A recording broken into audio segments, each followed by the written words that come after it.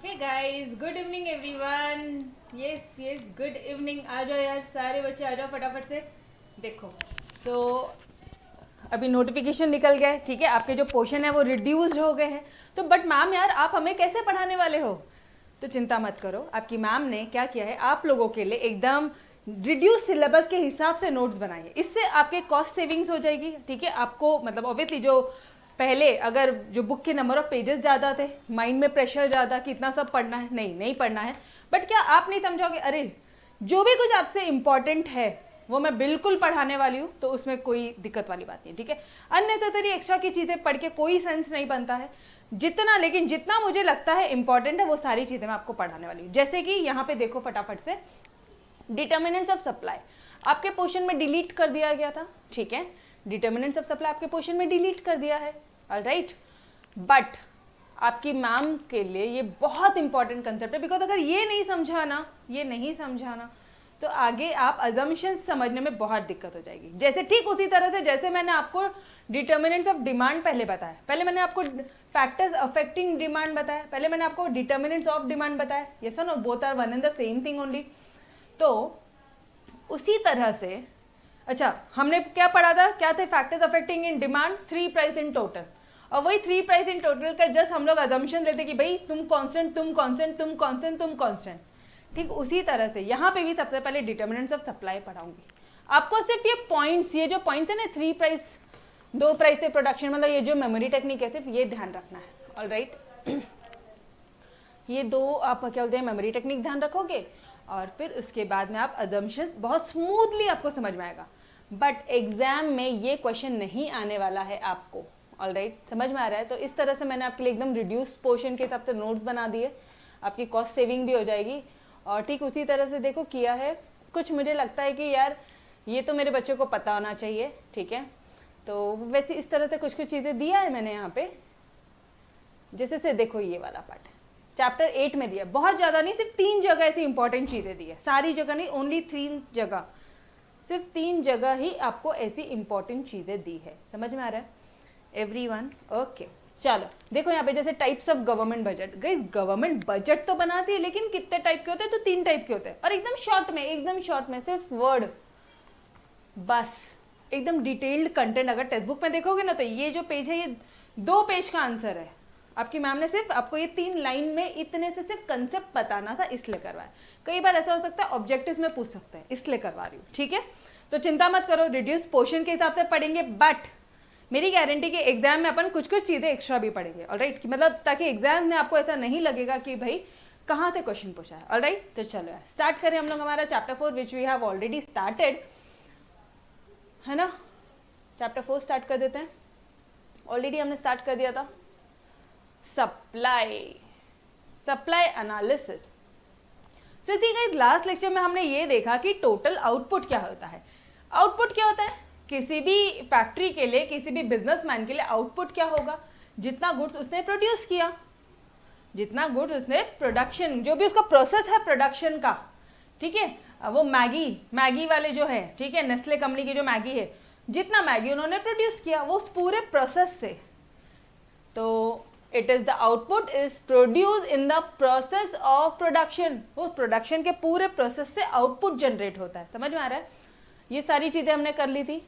Stock क्या होता है? It is available for cell with the seller eight a particular point of time. ये भी चीजें देख लिया था हमने। और सप्लाई क्या होता है? गई सप्लाई हमारे पॉल सैमुअल्सन जी का, according to Paul Samuelson supply क्या होता है? एक रिलेशनशिप बताता है वो आपको, किस किस के बीच में? एक तो मार्केट प्राइस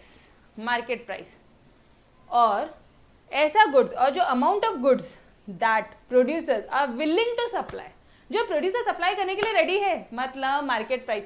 अच्छा मुझे एक बात बताओ, डिमांड में किन दो के बीच में रिलेशनशिप आपने पढ़ी थी? अरे इतने सारे ग्राफ बनाए थे ना, अरे ग्राफ बनाए थे, यस और नो। वहाँ पे एक था प्राइस और इधर था आप क्वांटिटी डिमांडेड का बनाते थे। तो यहाँ पे क्या बनाओगे? यहाँ पे सप्लाई बनाओगे। एक सेकेंड, जस्ट सॉरी, यहाँ पे आप बनाओगे प्राइसेस का और क्वांटिटी सप्लाइड का। यहाँ पे क्वांटिटी डिमांड का ग्राफ बनाते थे, यहाँ पे प्राइस और क्वांटिटी सप्लाइड का बनाओगे। सिंपल, समझ में आ रहा है एवरी वन ऑफ यू? ठीक है। तो सप्लाई क्या होता है? Relationship between a price, price बोला तो मार्केट प्राइस बोल दूं, और ये क्वांटिटी सप्लाइड मतलब अमाउंट जो गुड्स है जो प्रोड्यूसर विलिंग टू सप्लाई, मतलब उसे कितना क्वांटिटी सप्लाइड किया, इन शॉर्ट मतलब प्राइस और क्वांटिटी सप्लाइड के बीच का रिलेशन। लेकिन तुम शॉर्टकट यूज नहीं करोगे, तुम लोग एग्जाम में फुल फ्लेज आंसर लिख के आओगे। कैसे? हम लिखेंगे कि supply refers to the relationship between the market price का relationship between and the amount of goods जो एक प्रोड्यूसर जो है वो विलिंग है सप्लाई करेगी। डन एवरीवन, एकदम तोड़, समझ में आ रहा है? पक्का से, ठीक है? ओके। फिर उसके बाद में अपने ओन वर्ड में लिख लो, थोड़ा सिंपल वर्ड में लिख लो कि भाई ये वो गुड्स है जो प्रोड्यूसर ऑफर कर रहा है सेल करने के लिए इन मार्केट में सेल करने के लिए रेडी है एक दिन में, या over a period of time. वो जो टाइम है वो या तो एक दिन हो सकता है, एक हफ्ता हो सकता है, एक महीना हो सकता है, या तो वो एक साल हो सकता है। समझ में आ रहा है?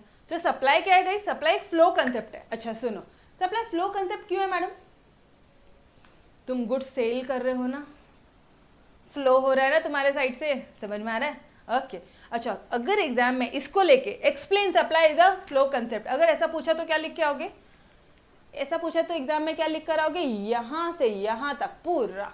डन, समझ में आ रहा है? सप्लाई क्या है guys? It's a flow concept. All right, ठीक है मैडम, सप्लाई फ्लो कंसेप्ट है। फिर total amount of goods and services for sale at a specified price is known as supply. मतलब जैसे लैपटॉप, ठीक है, लैपटॉप कितना लैपटॉप हम लोग बेच रहे हैं और कितने प्राइस पे बेच रहे हैं। मान लो प्राइस हम लोग 40,000 रुपीज में हम लोग इतने मान लो 10,000 लैपटॉप 40,000 पे बेचते हैं, तो क्या हो रहा है? सप्लाई हो रहा है। Total amount of goods available for sale, कितना गुड्स अवेलेबल है सेल के लिए एक पर्टिकुलर प्राइस पे at a specified price, done, is known as supply. Supply क्या है? एक रिलेटिव टर्म है। रिलेटिव टर्म क्यों है मैडम? अरे वो रिलेशन में बताता है, रिलेटिवली, याद है अभी अभी आपने पढ़ा है पिछले लेक्चर में, relatively elasticity, relatively inelastic, yes और no? Relatively elastic price greater than 1, उसके कंपेयर में, प्राइस के कंपेयर में जो डिमांड है वो ज्यादा है, रिलेटिवली उसके कंपेयर में। ठीक इसी तरह से ये भी एक सप्लाई भी एक रिलेटिव टर्म है। ऑब्वियसली मैडम ये तो हमें भी समझ में आ गया, क्योंकि प्राइस और क्वांटिटी सप्लाइड के बीच का रिलेशन बताता है ये।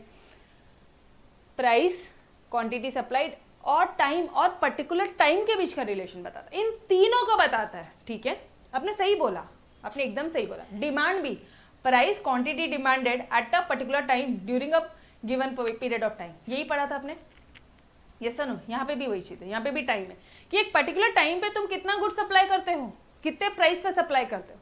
समझ में आ रहा है? ओके। फॉर एग्जाम्पल जैसे कि फार्मर का जो टोटल आउटपुट है राइस का, मान लो उसने 4000 किलो गुड्स प्रोड्यूस किए, तो ये इसका क्या हो जाएगा? टोटल स्टॉक हो जाएगा। ठीक है, मतलब उसने 4000 किलो का राइस बनाया, प्राइस बनाया, सेल नहीं किया, बना के रखा है, स्टॉक में रखा है उसने।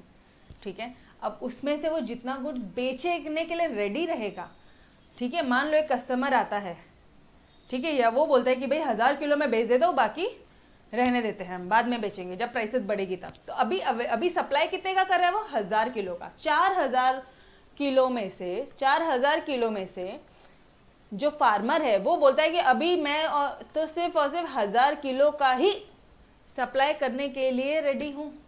समझ में आ रहा है? तो ये क्या हो रहा है? 1000 किलो का ही वो सप्लाई करने के लिए रेडी है, वो ऑफर कर रहा है सेल के लिए सिर्फ और सिर्फ 1000 किलो। मतलब क्या हो गया? ये हो गया है आपका एक्चुअल सप्लाई। समझ में आ रहा है? डन, सप्लाई समझ में आया एवरीवन?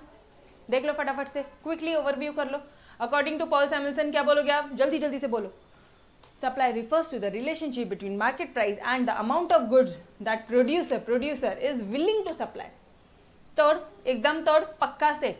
ठीक है, सिंपल वर्ड में क्या बोलोगे कि भाई कितना गुड्स है जो वो प्रोड्यूस करता है और वो कितना ऑफर कर रहा है सेल के लिए during a given period of time. अब वो गिवन पीरियड ऑफ टाइम क्या सकता है? एक दिन, एक हफ्ता, एक दिन, एक महीना या एक साल। ठीक है, कुछ भी हो सकता है। ओके, उसके बाद आप क्या बोलोगे कि जितना गुड्स अवेलेबल है सेल के लिए उसे ही सप्लाई बोलोगे। फॉर एग्जाम्पल यहाँ पे ले लोगे कि भाई फार्मर ने 4000 किलो उसने अनाज उगाया है, ठीक है, लेकिन उसमें से वो सिर्फ 1000 किलो ही बेचने के लिए रेडी है, तो वो 1000 किलो ही सप्लाई होगा। और जो 4000 किलो है वो क्या हो जाएगा, 4000 kilo total output. Total output कितना हो गया, देखो यहाँ पे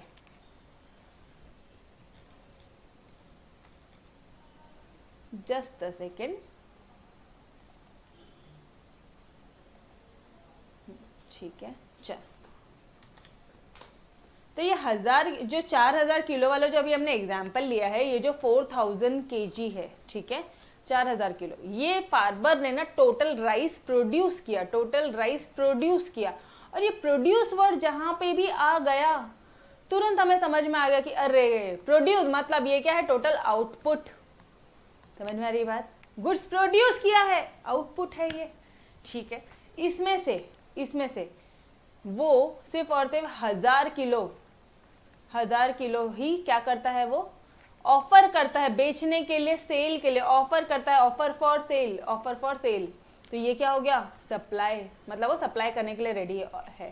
और 3000 किलो का क्या हो गया, इन दोनों का जो डिफरेंस बिटवीन है 3000 kg, ये क्या हो गया गाइस, ये क्या हो गया, ये हो गया है आपका स्टॉक। ऐसा गुड जो मैं बेचने के लिए रेडी नहीं है, जो मेरे पास पड़ा है। समझ में आ रहा है कंसेप्ट, डन एवरीवन, ओके। तो आउटपुट समझ में आया, जितना उसने गुड्स प्रोड्यूस किया, जितना उसने उसका स्टॉक बचा है वो क्या हो गया, स्टॉक बचा है वो क्या हो गया, 3000 किलो क्या हो गया स्टॉक, जो वो बेचने के लिए रेडी नहीं है, वो फिर कभी बेचेगा जब हो सकता है मार्केट में रेट्स बढ़ जाए, फिर वो बेचेगा, ठीक है। और 1000 kg जो वो अभी बेचने के लिए रेडी है, ऑफर फॉर सेल, तो अभी के लिए सप्लाई क्या हो गया, समझ में आ रहा है, 1000 kilo is the present supply, okay done. तो चलो आ जाओ बैक। तो गई देखो अपन ने इतने तीनों कंसेप्ट क्लियर कर लिए, आउटपुट, स्टॉक और सप्लाई। वापस अगर एग्जाम्पल देखेंगे तो 4000 जो किलो है तुम्हारा, वो तुम्हारा आउटपुट था, 3000 तुमने स्टॉक रखा और तुमने 1000 किलो क्या कर दिया, सप्लाई कर दिया। डन। आई होप आपको बहुत अच्छी तरह से समझ में आ गया। और अब हम लोग बढ़ते हैं हमारे नेक्स्ट टॉपिक में, that is supply schedule. Supply schedule क्या होता है, ठीक उसी तरह से जैसे कि इंडिविजुअल सप्लाई शेड्यूल था और क्या इंडिविजुअल डिमांड शेड्यूल पड़ा था, मार्केट डिमांड शेड्यूल पड़ा था, उसी तरह से इंडिविजुअल सप्लाई शेड्यूल और मार्केट सप्लाई शेड्यूल पड़ेंगे, ठीक है। चलो आ जाओ, ये दोनों करने से पहले मुझे एक बात बता दो, थोड़े से बेसिक कंसेप्ट पे जाते हैं, ठीक है। अगर अभी तुम क्या बोलते हो, सप्लाई के केस में तुम क्या बोलते हो कि अगर जब भी प्राइसेस, जब क्या हो जाएगा प्राइसेस, ये है आपकी प्राइसेस, मुझे बताओ जब प्राइसेस बढ़ेगी तो फार्मर वो 1000 किलो ज्यादा सप्लाई करेगा या वो स्टॉक भी निकाल देगा 3000 किलो, भाई पूरा का पूरा निकाल, समझ रहा है, अब समझेगा आपको। फार्मर का अगर मैं एग्जांपल लेती हूँ, ठीक है, फार्मर बोलता है अभी प्राइस बराबर नहीं, अभी सिर्फ अपन 1000 किलो ही बेचेंगे, ठीक है। वो 1000 की मान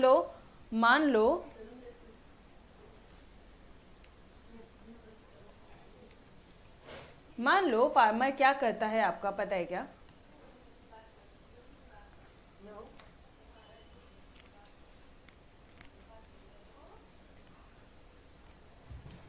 इसको क्या हो गया, चलो आ जाओ। मान लो जैसे फार्मर ने क्या किया, ये हमारा फार्मर वाला एग्जांपल, उसने बनाए तो थे 4000 राइस का, उसने प्रोडक्शन किया, उसने 4000 राइस जो है वो प्रोड्यूस किया, 4000 किलो, वो समझ में आ रहा है आपको आई होप, ठीक है। 4000 kg तो उसने राइस प्रोड्यूस किया, उसमें से वो सिर्फ और सिर्फ 1000 kg ही सप्लाई करने के लिए रेडी है, 1000 kg वो सप्लाई कर रहा है, ठीक है। ये 1000 kg अगर मैं हम लोग और डिटेल में ले तो ये 1000 किलो मान लो, तब ना प्राइस थे 40 रुपीज़ kg, 40 रुपए किलो पे वो जो फार्मर है वो ये प्राइसेस क्या करता है, वो 1000 किलो ऑफर कर देता है सेल के लिए कि भाई प्राइसेस क्या है 1000 रुपए है, 1000 किलो 40 रुपए पे बेचने के लिए रेडी है, ठीक है। अब मुझे बताओ अगर प्राइसेस और बढ़ गए, प्राइसेस बढ़ गए 60 रुपए किलो हो गया, फिर क्या वो जो उसने स्टॉक रखा था 3000 किलो का, क्या वो बेचेगा? हाँ जी मैडम बेचेगा। मान लो तब वो बेचता है 2000 kg, फिर मान लो प्राइसेस और बढ़ गए और प्राइसेस बढ़ जाते हैं और महंगाई बढ़ जाती है, ठीक है, और महंगाई बढ़ जाती, मान लो 100 रुपए किलो के चावल हो गए उसके, फिर वो और गुड्स बेचेगा, वो पूरे के पूरे जितना भी उसके पास में स्टॉक होगा, जितना भी, ध्यान से तो ना, जितना भी उसके पास में पूरा का पूरा स्टॉक वो 1000 रुपए किलो पे निकाल देगा। समझ में आ रहा है एवरीवन? तो गाइस आपको इस एग्जांपल से क्या समझ में आ रहा है कि higher the price of a commodity, जितनी ज्यादा प्राइसेस रहेगी कमोडिटी का, तो जो सप्लायर है वो ज्यादा से ज्यादा क्वांटिटीज क्या करेगा, वो सप्लाई करेगा, ज्यादा से ज्यादा क्वांटिटी सप्लाई करेगा। समझ में आ रहा है?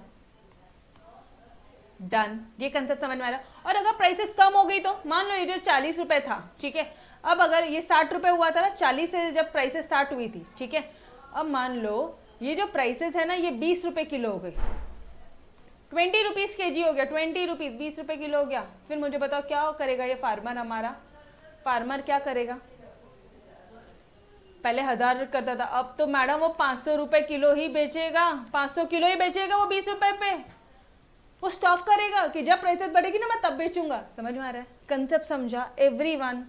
पक्का से तोड़। ओके, तो जब प्राइसेस बढ़ेगी फार्मर ज्यादा से ज्यादा गुड्स बेचेगा, और जब प्राइसेस कम होगी तो वो कम कम बेचेगा। अच्छा, ज्यादा, जैसी प्राइसेस ज्यादा है तो ज्यादा क्यों क्वांटिटी सप्लाई कर रहा है? थोड़ा सा लॉजिक सोचो मैडम, क्योंकि उसको यहाँ पे ज्यादा प्रॉफिट मिल रहा है। सिंपल, यही तो कंसेप्ट है, यही इसके पीछे का थॉट प्रोसेस है, ठीक है? क्योंकि उसको ज्यादा प्रॉफिट कमाएगा, वो ज्यादा बचेगा ना, उसको ज्यादा अर्न करेगा, ज्यादा प्रॉफिट कमाएगा, ठीक है? और प्राइसेस अगर कम हो गई तो हम क्वांटिटी सप्लाई कम कर देंगे, क्योंकि हमें लॉस नहीं चाहिए, हमें लॉस नहीं चाहिए। समझ में आ रहा है? यहाँ पे कम क्यों कर रहे हैं हम लोग? क्योंकि हमें लॉस नहीं चाहिए। वो 20 रुपए किलो पे थोड़ी ना बेचेगा यार, समझ रहे हो? डन। ओके, तो ये क्या था पता है आपको? यही था आपका law of supply. Law of supply है ये आपका।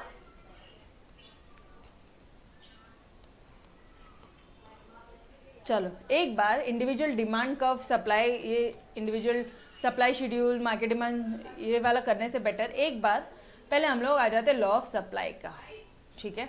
और ये आपको पता है कि आपकी मैम ने पहले ही आपको लर्न करा दिया, ठीक है? Other things remaining constant, other things remaining constant मतलब बाकी सारी चीजें जो भी फैक्टर्स है वो सब अगर कांस्टेंट रहेगा तो higher the price of a commodity more is the quantity supplied. अरे जितना ज्यादा प्राइस रहेगा उतना ज्यादा क्वांटिटी सप्लाइड रहेगा। Yes sir no? Higher the price of, मेरे साथ साथ बोलो ना every one of you, higher the price of a commodity more is the quantity supplied and lower the price of a commodity less is the quantity supplied. वापस से everyone, higher the price of a commodity more is the quantity supplied, lower the price of a commodity less. ऊपर बन रहा था hustle बन रहा था, नीचे बन रहा है हमल। मैडम ऊपर मतलब, अरे लॉ ऑफ डिमांड में नीचे बन रहा है हमल, होगा पक्का से। डिक्टो लिख कर आना है, डेफिनेशन गई डिक्टो लिखना है आपने। ऑलराइट मैम, ये डेफिनेशन है, कहीं दिख तो नहीं रही है किसकी? अरे पापा इधर अल्फ्रेड मार्शल जी की डेफिनेशन है, ठीक है? ये मैंने आपको पहले ही लर्न करा दिया, बिकॉज अब इंडिविजुअल सप्लाई शेड्यूल में भी हम यही लिखेंगे। दिखाऊं मैं आपको? अब हर जगह अपन हमल लिखेंगे, हमल। अब हम हर जगह हमल लिखेंगे। ये हायर द प्राइसेस, जब प्राइसेस ज्यादा है तो मोर क्वांटिटी सप्लाइड है, और जब लोअर प्राइसेस है तो लेस क्वांटिटी। आया हमल? ठीक है, यहाँ पे भी देख लो, हर जगह हायर, जब प्राइसेस ज्यादा है तो मोर क्वांटिटी सप्लाइड है, और जब प्राइसेस लोअर है तो लेस क्वांटिटी सप्लाइड है। समझ में आया? मैम यहाँ तो थोड़ा सा मतलब ऐसा लिखा कि मोर क्वांटिटी हायर। हम अगर ऐसा लिखे एग्जाम में कि हायर क्वांटिटी सप्लाइड, जब when higher is the price तो more is the quantity supplied. अरे डिक्टो लिख सकते हो। लो मैंने इसको काट दिया मैंने इसे, बस काट दिया। जैसे कि मैंने आपको लॉ ऑफ डिमांड में बताया था वैसे के डिक्टो यहाँ पे आप लॉ ऑफ सप्लाई पूरा जो मैंने अभी आपको लर्न कराया, ठीक है, हमल वो लिख लेना। क्या लिखोगे? हमल। अब तो यार याद करने की जरूरत ही नहीं है, आपको अपने आप याद हो जाएगा, अपने आप लिख लोगे। Higher the price more is the quantity supplied, lower the price less is the quantity supplied. Done everyone? पक्का से समझा?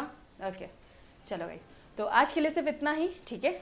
इसके आगे का हम लोग कल कंटिन्यू करते हैं, और कल हम लोग देखेंगे इंडिविजुअल सप्लाई शेड्यूल क्या होता है। मतलब एक इंडिविजुअल इंसान की बात करेंगे, फिर पूरी मार्केट की बात करेंगे, ठीक है?